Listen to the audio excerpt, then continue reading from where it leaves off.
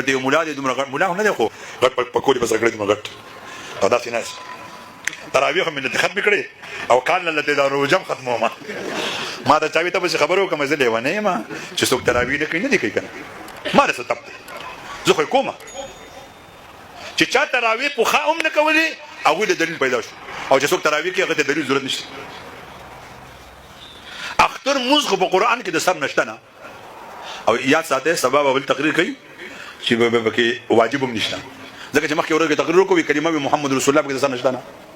ما وشوله راشه ماما زوی دې لیونی دی دته لا اوس ګوره او د دې مولانو نه به خدای تپوس کوي تاسو نه به خدای تپوس کوي وفاق المدارس ول نه به خدای تپوس کوي ارباب مدارس ول نه به خدای تپوس کوي تاسو ولې مداهنت کوئ ولې د حق اواز نه اوچتوئ پنجاب کې یو سړی پاڅېدلی دی شوب سرکار ورته وایي د خلکو د سترګو نه زنجیران نه وباسي ولې مولان نه پاسي ته ولې ما بدنامئ شیخ صاحب بدنامئ ته ولې پیري بدنامئ ته ولې تصوف بدنامئ راپاسئ مولانو په دې جاري پیرانو پسې لاړ شئ د دوی د مکرونه فریبونه او دوکې د خلکو ته وښیئ د زړو په پین باندې تعویض کوي عاملان او دا زه تاله په زعفرانو کوم ملعون من ضار مؤمنا او مکر به په هغه سړي د خدای لعنت دی چې د مؤمنانو سره دوکه کوي او مؤمنان یری ته د سرو په اوبو د زړو په اوبو تعویض کوي او ته ورته وایې تاله ما په زعفرانو کوم 15,000 روپۍ راکړه ته به خدای داسې جواب ورکوي ډاکټر چې بېجا اکسرې لیکي نو ته وایي دا ګناه دی او پیر صاحب او د پیر په جامه کې غله ته چې دا کار کوي زه سخته ګیدمن یم خبر کېږئ ما زه سخت ګیدمن یم د مولانو نه ولې دا مداهنت مونږ کوو ولې چې یو سړی زمونږ د شاعرو نه انکار کوي مونږ ولې نه راپاسو نهي عن المنکر به مونږ کله کوو وفاق المدارس ورله پکار دي دا سړی زمونږ نه دی دا فرقه زمونږ نه ده ما نه به خدای تپوس کوي تا د حق اواز ولې نه اوچتوئ تا د یو منکر خلاف ولې نه کوو ما ورته ویل که زه پنجاب ته لاړم نو زه به د دې سړي خلاف تقریر کوم او زه د هر جاري سړي خلاف لګیا یم د هر مکرجن سړي خلاف لګیا یم چې علما ورسره دوکې کوي بېجا تعویضونه بېجا دمونه کوي دا دروغ وایي د مچۍ دم ورسره نه وي په پېښور کې یو راونیو ورته وایي قرآن ووایه ما قرآن نه دی ویلی ته پیر شوې دغه شوف سرکار ته وایي د قرآن یو آیت ووایه ما نه راځي او صاحب غټ پیر دی خدای دې موږ سمجدار کړي الله دې موږ دیندار کړي ظالم ته بخاری مسلم ابو داود دار سره لري کنو د اسلام ستاسو سره څه پاتې شو ته خپل دین د څه نه ثابتې بیا د قیم الصلات راوله زه تر مونځ د رکعتونه د پنځه مونځونه دا تر کوم څه نه ثابتې د ارکان دین دا څه تر کوم څه نه ثابتې ته چې د حدیثو کتابونو دغسې استهزایي انداز کې راغلي خو زه حیران هغه چاته یم چې اوس هم د ملګرتیا به کوي اوسو کم از کم دا خو خلکو ته ووایه که نه زه دروغ ویم د خلکو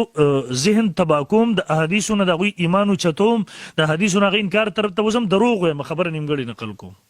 او دا شکل نیم ښه نه ښکاري چې دا دغسې ورته راشي پیشو په شانتې دغسې د بریتانو ته دې وګوره تا ته دې وګوره شکل ته دې وګوره پکول ته دې وګوره قسم دې سړی چې داسې زونه اوري که نه پاره خامخا اوچتې چې د مسلمانانو په ملک کې مسلمانانو په کلي کې دغسې منکر حدیث ملحد اوسېږي کاش بعضې د لګان هغې پسې مورپسې دي وړه باطل دته حیران دی مناظرو ماسټره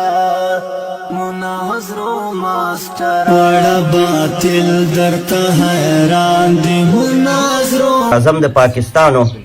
نو شیعګانو ورنه دا خواهش کړی او چې صدر صاحب د سکول د کتابونو نه د عمر او د ابوبکر نامې وباسه د ابوبکر او د عمر مناقب د مکتب کتابونو کې وي د سکول کتابونو کې اسلامي ملکونو کې وي دا وباسه ځکه چې د الله په لوی کتاب قرآن کریم کې نه ابوبکر شته او نه عمر شته نو موږ یې په سکول کتابونو کې ولې پرېږدو او دا واقعیت دی چې قرآن کریم کې د ابوبکر نوم په قرآن کې نشته د عمر فاروق صاحب نوم په قرآن کې نشته بلکې په ټولو صحابه کرامو کې فقط یو صحابي نوم قرآن کې راغلی چې هغه زید نومیږي نو فلهذا چې د الله په عظیم کتاب کې ابوبکر او عمر نشته نو تاسو څنګه د سکول کتابونو کې پرېږدئ همدغه سوال منیر شاکر وایي نو عزتمندو د دې په تفصیلي جواب باندې ځان پوه کوي دا هغه دجل دی دا هغه خنس دی چې هغه خناسان یو انسي خناسان دی یو جني دی جني خو شیاطین دي وسوسې اچوي انسانانو کې بعضې داسې دي چې وسوسه واچوي یعنې یو ټونګه وکړي بیرته به یې پټ شي موضوع بدله کړي بیا د هغې جواب ته نه معاد کېږي بله موضوع راونیسي نو دی چې دا سوال را ولاړ کړی نو ډېری داسې شیونه دي چې قرآن حکیم کې نشته لکه لنډه به ورته زه دا ویمه دی منیر شاکر او د ټول نیټورک ته زه دا ویم چې د قرآن کریم اصل موضوع چې د الله توحید دی او وحدانیت دی لیکن د توحید لفظ په ټول قرآن پاک کې چرته نشته دی چرته دی دوی ماته په قرآن پاک کې وښیي چې الله د توحید لفظ ذکر کړی یا موحد ذکر کړی یا موحدون ذکر کړی دا هغه اهمه موضوع ده اصل الاصول د دین دی توحید دنیا الله د توحید دپاره آباده کړې خو د دغې عقیدې نه چې د الله یووالی دی الله تعبیر کوم ځای کې په ایمان سره کړی کوم ځای کې په اسلام سره کړی په کوم ځای کې مؤمنون مسلمون نور تعبیرات یې کړي خو د موحدون تعبیر چرته نشته د مارغانو د خبرو دا د قرآن فیصله ده خو د محمد رسول الله صلی الله علیه وسلم د حدیثو خلاف چې کم سړی شروع کی دا شیخ عبدالسلام رحم الله علیه د کتاب نوم ډیر سوچ سمجھ کر ګرځولی دی چې انکار حدیث سے انکار قرآن تک دا اوس د قرآن بالکل ښکاره فیصله ده چې علمنا منطق الطیر ښودلی شوي دي موږ ته تعلیم راکړی شوی دی موږ ته د خبرو د مارغانو په تمام دنیا کې یو داسې مفسر وښیه چې عربي وي یا غیر عربي وي او هغه دا تفسیر رد کړي او بل معنا یې کړي هر هغه مفسر چې هغه په علم په انصاف او په تقوا او په اسلام یاد وي غلام احمد پرویز نه سر سید احمد خان نه عبد الله چکړالوی نه غلام برق جیلانی نه عالم وخیا د تمام امت په دې اتفاق دی چې دا معجزه د سليمان علیه السلام وا چې هغه ته الله د مارغانو خبرې ښودلې وې او اعتراض د عقل کوي مولوي صاحب وی یاره بعضې مارغان خو کا کوي سپي به غب غب کوي نو آیا سلیمان علیه السلام هم داسې بیکاره اوازونه کول دا خو ستا د ذهن د عقل بچی خواهش پرست یتبعون اهواءهم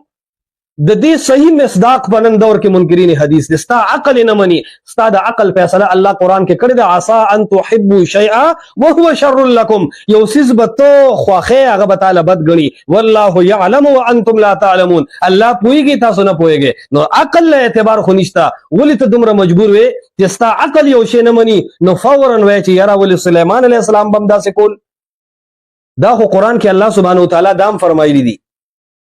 چې وَإِن مِّن شَيْءٍ إِلَّا يُسَبِّحُ بِحَمْدِهِ په نومي څیز چې د شی اطلاق چې په کوم څیز باندې کیږي دی د الله تسبیح وي نو ته اوس وایې چې رس په خو صرف غاپي نو دی د په دې غفار کې ولې الله یادوي دا څه کمقل خبرې کوي د یو شبهې د وجې د قرآن سلګونه آیاتونه ماته رست رزق کفر طرف ته روانې د الله په کتاب د هغه اعتراضونه شروع کړي دي چې والله قریب نه ده د الله په ذات سبا وکړي او بل رس داسې ګمراه شي چې د ابو جهل دی او د فرعون دی تاریخ او شرمه دا کوم اعتراض دی او دا اعتراض دی راغسته د کوم ځای نه دی دا د منکرین حدیث او اعتراض هم نه دی دا د مستشرقین او د دهریانو د کمونیستو خلکو اعتراض دی الله وتا دا علم ورکړو او علمنا صيغه د مجهول ده علمنا منطق الطير او صيغه د مجهول کې فاعل د معنا سره متعین دي چې هغه ذات د رب العالمین دی او چې کله ذات د رب العالمین نه کوم علم خاص تور د تور کړی شو نو دا دلیل دی چې دا معجزه د سليمان علیه السلام وا او په معجزاتو کې عقل نه چلیږي دا د عقل خلاف څومره معجزات کې وګوره خو چون کې فرو نو څه سوال پیدا کی چې سليمان علیه السلام جناورو سره مرغانو سره خبرې کولې ناول به کارغه وایي کارغه خبرې څنګه کوي کائیں نو مولانا صاحب نو موږ تاسو چې سليمان عليه السلام به هم د سره کائیں وي یعنی مارغه سره به مارغه په جبه کې غږیده نو چې هغه به کائیں کول دبم کول بیا د بلبل ځان له کوم د چغار دی ناګه سره به هغه څه چغار کو نو بیا په جناورو کې بیا د بي ماف اته د سمجاولو په طرز باندې وایم د ځنو جناورو خوري ناکاره आवाजونه دي مستاسه خیال دی الا یعذ بالله تبا پیغمبر مطالب دا سوچ وکړي چې هغه هم دغه ور سره کول کني را توا خبرو باندې څنګه پوهیدل او کته یې جنا سليمان عليه السلام هم داسې خبرې کولې د کسې چې کوم او مارغه ور باندې پوهیدل نو دا خو بیا کمال د مارغه د سليمان عليه السلام خو کم دی دا ډېر کمال دی خبره پوهی هغه چې پوهیږي په دغه خبرو ده حالان کې دا د قرآن فیصله ده چې قرآن کې د سليمان علیه السلام هغه قول ذکر کړی دی چې علمنا منطق الطير پوهه راکړی شوې ده مونږ ته